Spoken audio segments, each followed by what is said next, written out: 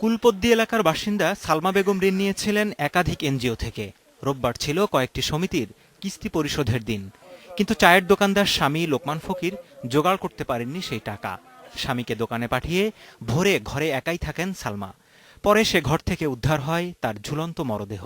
ঋণের চাপের ছড়ে ইয়ে করছে, আমার কাছে কামছে যায় আসে, বুঝছেন, অনেক কামছে। এনজিও এলাকায় যদি একটা খারাপ কথা কইয়া বহে, হেই ঘিনে হেইতে আছে ইয়ে করছে, আর নাই আর কোনো সমস্যা নাই। ভদ্র ও বিনয়ী হিসেবে এলাকায় সুনাম ছিল সালমার। বছরখানেক আগে ছেলেকে বিদেশ পাঠাতে বেশ কিছু টাকা খরচ করতে হয় তাকে। কোনো একটি প্রতিষ্ঠান এত টাকা দেয় না বলে একাধিক এনজিও থেকে ঋণ নেন তিনি। কইছি যদি কিস্তি রাহে তুমি একটু বুঝাই কইও। ওই রাত্রে কইছি, আবার সকালবেলাও কইয়া গেছি। কিস্তি হয়েছে গ্রামী ব্যাংক, আশা সমিতি আর কি মানে।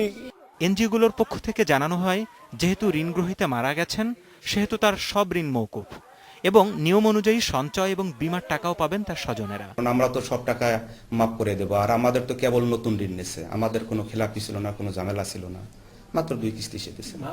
ভালো সদস্য ছিল আমাদের জানানো। সালমার মৃত্যুর ঘটনায় একটি অপমৃত্যু মামলা করেছে পুলিশ। ময়নাতদন্ত শেষে মরদেহ রোববার বিকেলেই দেয়া হয় স্বজনদের কাছে, আর চোখের জলে তাকে বিদায় জানায় স্বজনেরা। Zahidul Bashar, independent news.